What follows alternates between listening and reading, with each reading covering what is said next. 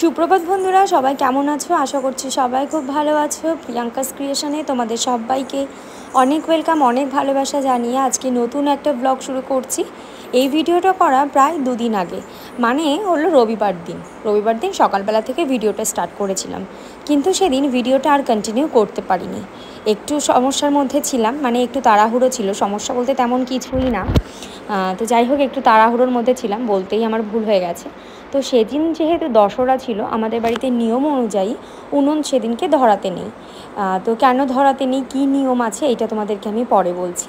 তো যেহেতু নিয়ম আছে সেহেতু আর কি, পাশেই আমার মামা শ্বশুর বাড়ি। বাবা সকালবেলা গেল, ওখান থেকে একটু চা নিয়ে আসলো। সন্ধ্যাবেলার দিকে আমরা বেরিয়েছিলাম একটু মেলা দেখতে যাব, জামাইষষ্ঠীর মেলা হয়। আর যতবারই আমরা এই রাস্তাটা দিয়ে যাব ততবারই গেট কিন্তু পড়বেই। এই চাঁদপাড়ার এই গেটটা ক্রস, মানে যখনই যাওয়ার পথে তা না হলে আসার পথে যে কোনো একবার গেট পড়বেই। তো যাই হোক, সেদিন তো মেলায় গিয়ে আর ভিডিওটা করতে পারিনি, কারণ এত গরম, মানে গরমে মানে পুরো অস্থির অবস্থা হয়ে গেছিলো। আর গরমে সত্যি কথা কোনো কিছু ভিডিও করার কথাও মাথায় থাকে না, কোনো কিছু ভালোও লাগে না।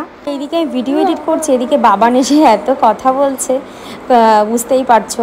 তো যাই হোক, এটা হলো সোমবারের দিন সকালবেলার থেকে ভিডিওটা আবার স্টার্ট করেছিলাম। সকালবেলার দিকে যে কাজটা থাকে, এক ভিডিও এডিট করতে গিয়ে কতবার যে থামতে হচ্ছে আমার, তার কোনো ঠিক নেই। অবশ্য যাদের বাচ্চা আছে আর যাদের বাচ্চা একটু দুরন্ত, তারা এই জিনিসটা খুব ভালোভাবেই কিন্তু অনুভব করতে পারো। বাচ্চা যদি শান্ত হয় তাহলে তো কোনো ব্যাপারই হলো না, অথচ বাচ্চা যদি দুষ্টু হয় তাহলে তার আর মানে কষ্টের শেষ নেই। একেতে সংসারের কাজ সামলানো, তারপরেই দুষ্টু বাচ্চা। যাই হোক, সব মিলিয়ে একদম নাজেহাল অবস্থাটা হয়ে যায় সারা দিন ধর। সেদিনকে ভাবলাম যে এক সপ্তাহ এখনও হয়নি, তাও ভাবলাম বেডশিটটা একটু চেঞ্জ করেই ফেলি, কেমন একটা লাগছে। বাবান পড়াশুনো করে করে খাটের যে অবস্থা করেছে, তো সেই জন্য পাল্টাতেই হলো। যাই হোক, ওসব কথা বাদ দিলাম, এবার আসি মেন টপিকটাতে। তো সেইটা হলো, যারা না অনেকেই বলে আর কি, শ্বশুরবাড়িতে বিশেষ করে বর শাশুড়ি এরা মানে প্রায় বলেই থাকে যে সংসারে তো তেমন কোনো কাজই নেই, শুধু তো ওই রান্না আর খাওয়া।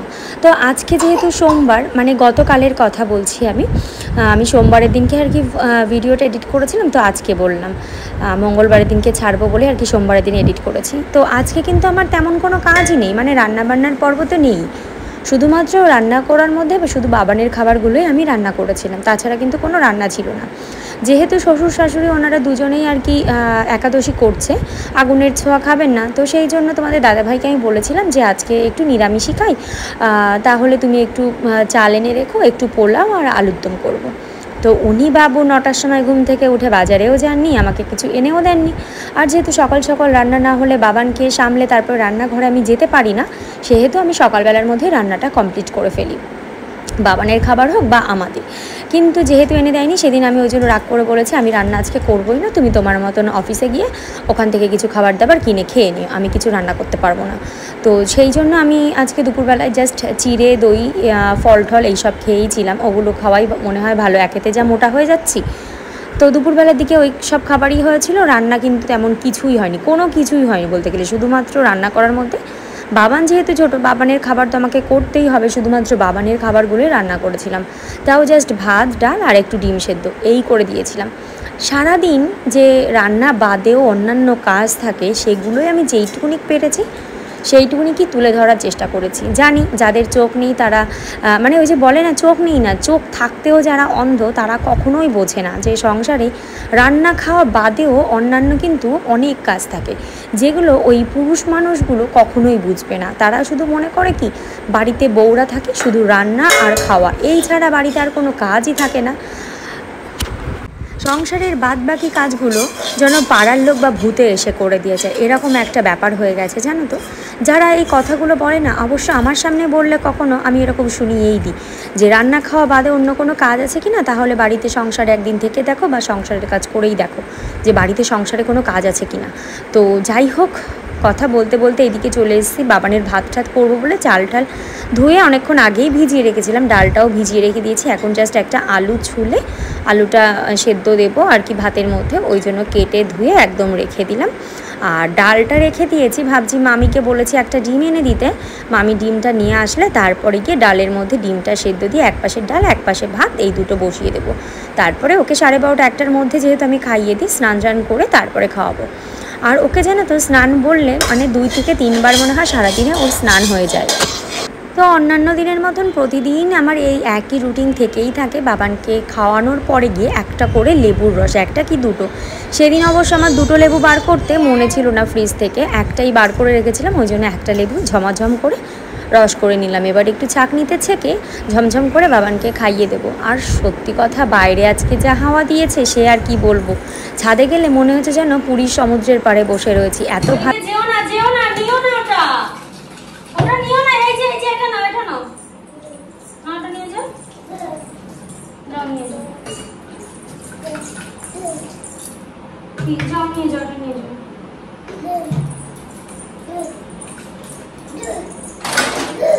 ওটা দিতে পারবো না আমি, এখন পারবো না ওটা দিতে।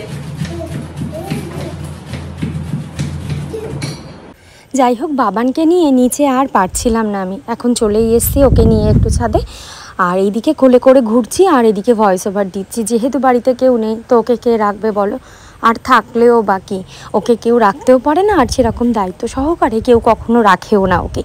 এক মামার বাড়িতে গেলে ওর দিদুন মিমি এরা একটু রাখতে পারে, তাছাড়া আদারওয়াইজ কেউই সেরকমভাবে রাখে না, অথচ তারাই আবার বড় বড় মুখে কথা বলে যে, যাই হোক সেই সব টপিক বাদই দিলাম, আমার কানে আসে এরকম অনেক কথাই, তো কখনো সেরকমভাবে গায়ে মাখি না। আর এই দেখো যে রান্না বাদেও অন্যান্য কাজ থাকে কিনা সেইটাই হচ্ছে দেখাচ্ছি, যেইটুকুনি পেরেছি এই 9 মিনিটের মধ্যে সেইটুকুনি কি চেষ্টা করেছি। সকালে যে বাবানের তো দুধের বোতল, গ্লাস, বাটি ঘটি যা বেরোয় সেগুলো একচোট মাজা হয়েই গেছে। আর চা করেছিলাম সকালে, চাটাও খাওয়া হয়ে গেছে, এখন হলো ওর ফলের রস খাওয়ালাম, সেইগুলোর বাসনপত্র বেরিয়েছে। আর এখন ওই যে চালটা ডালটা ভিজিয়ে রেখেছিলাম, এখন চালটা বসিয়ে দিলাম, ডালটাও এদিকে বসিয়ে দিয়েছি, মামি আসলে তারপরে ওই ডালের গ্যাসটা ধরাবো, তা না হলে ধরাতে পারছি না। ডিমটা হাফ বয়েল সেদ্ধ করবো তো ওই জন্য। আর এইদিকে ফ্রিজে দেখি এক ফোঁটাও জল নেই, আমার মাত্র 2টো জলের বোতল রয়েছে।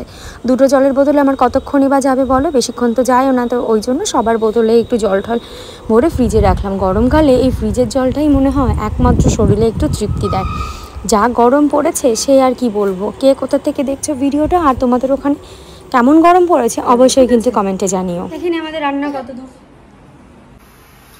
তো ওইদিকে মামি ডিমটা আনার পরে গিয়ে ডালটা সেদ্ধ বসিয়ে দিয়েছি, ডালটা দেখি উতল চলে এসছে।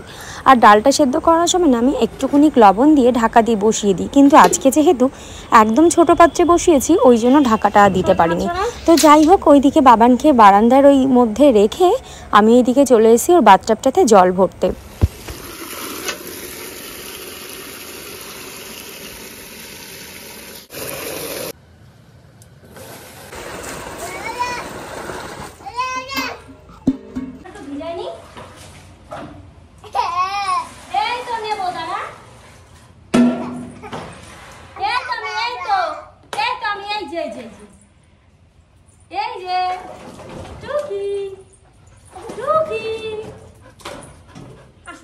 ওইদিকে বাবানকে স্নান ধান করানো হয়েই গেছে, তার আগে আমি জামা কাপড়গুলো ভিজিয়ে রেখেছিলাম। ও ঘুমিয়ে পড়ার স্নান করিয়ে আনার পরে বাবাকে বললাম তুমি একটু ওকে রাখতে থাকো, আমি একটু স্নানটা করে আসি। তো স্নান করতে গিয়ে একবারে জামা কাপড় কেচে দিয়েছি, তারপরে সন্ধ্যাবেলা আর এক ঢিপ জামা কাপড় কাচা হলো। আমার জামা কাপড়, বাবানের, ঠাকুমার বিছানা চাদর ঠাদর সব কিছুই কাচা ধোয়া হয়ে গেছে, এখন একটু রেস্ট পাচ্ছি। সকালবেলা থেকে খিদে দেবো না নাড়ি তেতে গেছে, কিন্তু তাও খাওয়ার একটু টাইম পাইনি। তো এটাই হলো একটা বউর, বা মানে একটা বউ না, মানে সমস্ত গৃহবধূর সারাদিনের রুটিন এটাই থাকে যে রান্না বাদেও দেখেছো তো কত কি কাজ থাকে। অবশ্য যাদের চোখ থাকতে অন্ধ তারা কখনোই এই জিনিসটা রিয়েলাইজ করতে পারবে না।